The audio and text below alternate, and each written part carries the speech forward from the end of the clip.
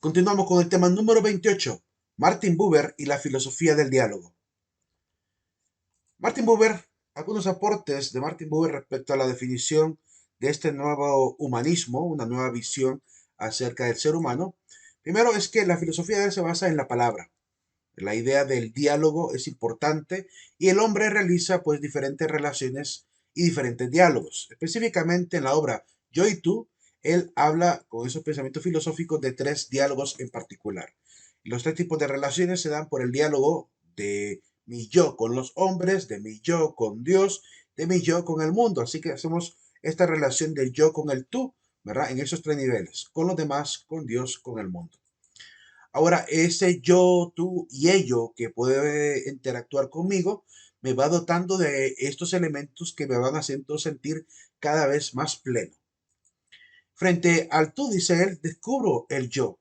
Es decir, lo que yo soy, lo descubro con el otro, ¿verdad? De lo que los demás ven en mí, de lo que los demás hacen o dicen de mí, eso me va definiendo. Pero esa relación tiene que ser realmente una buena relación. Frente al mundo dice que es un objeto, un ello.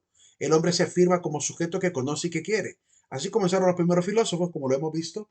Comenzaron tratando de definir cómo se origina el universo, ¿verdad? Empieza a conocerse a sí mismo ubicado dentro de un cosmos. Posteriormente es una dimensión importante, pero no la única ni la más relevante. Es apenas el inicio de este autoconocimiento que se comienza obviamente mirando el cosmos, mirando el entorno. Esta relación no es de oposición o de dominio, sino que es un encuentro. No soy yo mandando el cosmos, no soy yo dominando la Tierra, sino que soy yo en medio de, ¿verdad? Estoy obviamente en medio de esa relación con el ello, con el universo que está a mi alrededor. Solo delante de un tú, dice Buber, la persona se transforma en un yo. Me distingo del universo porque yo puedo comprenderle al universo. Ellos son el ello, yo soy el yo. Entonces así puedo descubrir realmente, ¿verdad? Delante de un tú lo que yo soy. Al encontrar a alguien con quien establecer ese diálogo y una comunicación, me descubro. Y eso se hace más evidente cuando comenzamos las interacciones sociales. Él dice que el espíritu no está en el yo, sino entre el yo y tú, en esa relación. Ahí es donde yo descubro ese espíritu, ¿verdad? Que habita en mí. No es como la sangre que circula solamente dentro de mí, entra en mí, ¿verdad? Lo respiro como el aire, ¿verdad? Y eso es lo que me ayuda a entender la naturaleza dentro de mi ser. El hombre, por tanto, vive en el espíritu cuando sabe responder a su tú. Y aquí la palabra tú está en mayúscula porque ya pronto está haciendo relación a una tercera persona, ¿verdad? Está haciendo una relación a un tú diferente del tú humano. Es un tú del tipo espiritual, donde el hombre empieza a autodescubrirse. Sentimos, dice, a pesar de todo, pues estamos limitados y empezamos a sentir frustración, un sentimiento de vacío, la famosa náusea a la que se refería Jean-Paul Sartre. Llegamos a sentir de repente ese abandono. Somos un ser que nos consideramos complejos en medio de un gran vacío existencial que puede llegar a darse obviamente a nuestro alrededor si no aprendemos a dialogar. Cuando yo no dialogo con alguien en un grupo, me siento obviamente lejos del grupo, pero cuando dialogo me siento parte del grupo. Pues de igual manera, cuando yo me relaciono con el ello, con el yo, con el tú y con ese tú supremo, que es el tú mayúsculo, ¿verdad? Entonces empiezo a sentir que ya no hay tanto vacío ni tanta frustración. Me voy autoconociendo y voy aceptando quién soy. Por eso, a la medida en que llenamos el yo, va quedando un sentimiento de vacío y frustración, porque no colma de modo completo. Yo pude haberme relacionado con todo el ello de este mundo, con todos los tú de las personas de esta sociedad, y aún así podría llegar a existir en mí un sentimiento de vacío y frustración, aun cuando yo he hecho estos dos diálogos. Por lo cual, dice él, falta un diálogo. Solo el tú infinito, ese tú supremo, cuyo nombre es Dios, puede colmar al yo. Por lo cual Buber va apuntando el tema de la espiritualidad, afirmando que hasta que el hombre no entre en relación con el yo, con el tú supremo, no podrá sentir esta paz, esta saciedad que debe sentir dentro de su espíritu. Es algo parecido a lo que dice San Agustín. Dice, Señor, nuestra alma está inquieta hasta que habita en ti.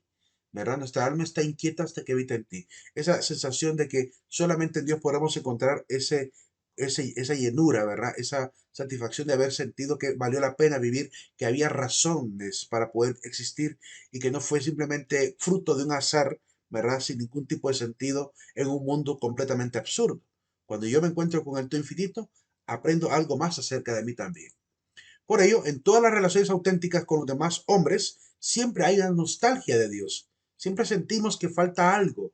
Nos da ganas de querer encontrarnos con ese que es el algo. Y de hecho, hasta los mismos ateos quizá podrán de repente sentir esto. Porque el que vive en el ateísmo pasa constantemente debatiendo el tema de por qué si existe o no existe Dios. No tanto como para argumentar el por qué no existe, sino simplemente se pone en actitud de escucha, esperando que algún creyente le convenza de que Dios exista. ¿Por qué es esa actitud de esperar que alguien te convenza de que Dios exista? Lo lógico sería que ellos tuvieran argumentos en contra y estuvieran presentando esos contraargumentos constantemente, pero no lo hace la mayoría. Son una pequeña cantidad apenas que lo harán.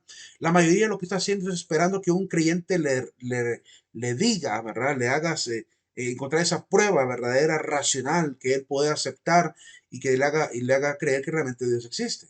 En definitiva, yo siento que muchos ateos andan esperando la prueba fiel de la existencia de Dios, ¿verdad? Quizá porque dentro de ellos hay ese deseo oculto, que no lo van a decir, pero está oculto el deseo de que si alguien se los pudiera demostrar, ellos no tendrían ningún problema ni reparo y confío que ellos, por su nueva honestidad intelectual, no tendrían problema ni reparo en aceptarlo, ¿verdad? No tendrían problema en aceptar esa existencia, porque dirían, bueno, ya es evidente, yo no puedo contradecir lo evidente, por tanto creo en Dios.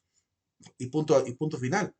Pero esa actitud que mantienen de espera es la que realmente denota que hay cierta nostalgia de seguir hablando de Dios. Están tan afanados por hablar de siempre de Él, ¿verdad? Como si realmente estuvieran hablando de un ser existente que solo esperan que alguien les demuestre su existencia. Pareciera ser. En cada tú, dice Buber, nos dirigimos al tú eterno. Yo cada vez que me refiero al tú personal con el otro, ¿verdad? Yo automáticamente estoy intentando ya entrar en relación con todos para descubrir parte de esa sabiduría que me puede llevar al tú supremo. Es por ese mismo motivo que en el mundo cristiano se habla del amor al prójimo, que es necesario para poder determinar que amamos a Dios, tenemos que amar primero al prójimo, porque en el prójimo vamos descubriendo también esas pequeñas pistas, ¿verdad?, que nos llevan al tú eterno. Con Buber, por tanto, se da un amanecer al nuevo humanismo, donde se da lo siguiente. Primero, un afán por la solidaridad, enseñarnos que todos somos hermanos. Yo ahorita, hace poco estaba compartiendo con otros grupos la famosa encíclica del Papa Francisco, Fratelli Tutti, hermanos todos. Porque si no aprendemos a vernos como humanidad, como verdaderos hermanos, va a ser bien complicado que nos pongamos de acuerdo en cosas fundamentales y además evitar conflictos como los que han ocurrido en el pasado. Es necesario que entendamos que la solidaridad, la hermandad universal es necesaria y Buber lo tiene claro. El respeto por el otro es una doctrina dentro del nuevo humanismo. La tolerancia, ¿verdad? Tolerancia en todo tipo, tolerancia política, tolerancia con los que tienen ideologías económicas, tolerancia con los que tienen una fe religiosa, ¿verdad? Tolerancia por diferencias de sexo, por preferencias sexuales, tolerancia ante todo, ¿verdad? Respetar la integridad del otro. La no discriminación, que también viene como parte de este nuevo humanismo, la verdad y sinceridad dentro de la comunicación, el rescate del amor por el prójimo, el rescate de ese amor porque se ha perdido el sentido de amar, se está perdiendo y él dice hay que rescatar ese valor fundamental que por mucho tiempo permaneció en el pensamiento cristiano, ¿verdad? Hasta la iglesia cristiana, católica, evangélica, se empieza a ver cierta pasividad, donde el amor por el prójimo es muy pobre todavía, ¿verdad? No ha llegado a la riqueza del mundo primitivo, donde la iglesia primitiva vivía ese amor como, pero con mucha seriedad, ¿verdad? Se compartían los bienes, velaban por el pobre, es decir, había una verdadera comunidad, ¿verdad? Y hoy por tanta población y tanta diversidad nos hemos ido separando y desentendiendo los unos de los otros. Falta amor todavía, hay que rescatarlo. Y con todos ellos alcanzar su destino, la comunión con Dios, dice Buber. Hay que alcanzar esa comunión con el Tú Supremo. Solo el camino del amor, dice Ure en la obra del año 2001, solo el camino del amor y de la tolerancia vivida en todos los ámbitos de la vida humana, en la familia, en las instituciones civiles, se permitirá que el hombre se planifique. No podremos lograr ningún proyecto de nación si los hondureños no empezamos a amarnos los unos a los otros? Ya podemos hablar muchísimo y llenarnos la boca de discursos hermosos, de revoluciones, de construcción de patria, pero si no hay estos fundamentos que vemos en la filosofía del diálogo, el diálogo entre los hondureños va a ser imposible. No podremos ponernos de acuerdo nunca. Es necesario empezar a tener todos estos valores fundamentales. Hay una crítica que se le hace a la filosofía del diálogo y la hizo el Papa San Juan Pablo II en un discurso en Barcelona, cruzando el umbral de la esperanza en el año 94. Pregunta a él, ¿de dónde han aprendido esto los filósofos del diálogo? Esto del amor, de la fraternidad, ¿de dónde lo han aprendido? Lo han aprendido de la Biblia. La vida humana entera es un coexistir en la dimensión cotidiana, tú y yo, y también en la dimensión absoluta, en definitiva, yo y Dios, el tú supremo. La tradición bíblica gira en torno a este tú, que en primer lugar es el Dios de Abraham, de Isaac y Jacob, el Dios de los padres, y luego es el Dios de Jesucristo y de los apóstoles, es el Dios de nuestra fe. Nuestra fe es profundamente antropológica, está enraizada constitutivamente en la coexistencia, en la comunidad del pueblo de Dios y en la comunión con ese eterno tú, comunión con los hermanos, comunión con el eterno. Una coexistencia así es esencial para nuestra tradición judio-cristiana y proviene de la iniciativa del mismo Dios. Esta es la línea de la creación, de la que es su proclamación y al mismo tiempo la eterna elección del hombre en el verbo que es el Hijo. Me disculpo porque falta la letra D mayúscula en la palabra Dios. Entonces, ¿de dónde aprendió Martin Buber esta idea de la solidaridad, de la hermandad, del amor por el prójimo? De la fe cristiana, de la fe bíblica, de la fe judío-cristiana, porque lo hemos aprendido desde el Antiguo hasta el Nuevo Testamento.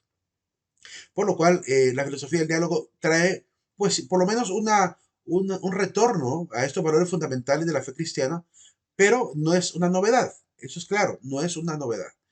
Apenas es un salvavidas, ¿verdad? Filosófico que él intenta lanzar para que todos comprendamos desde la filosofía que estos valores cristianos, aunque él quizás no haya sido cristiano, sean, como se llama, fundamentales siempre para la sociedad.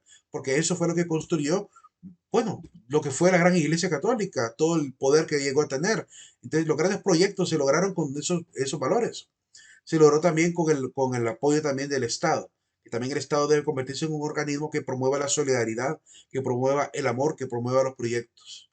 Entonces, si queremos construir una gran patria, una gran nación, una gran sociedad, tenemos que, pues, en principio, pues, atender al llamado filosófico que nos hace Martin Buber en la filosofía del diálogo, y en definitiva, pues, estaríamos automáticamente cumpliendo con los principios fundamentales también de la fe, de la filosofía cristiana. Nos quedamos aquí, nos vemos en la próxima clase.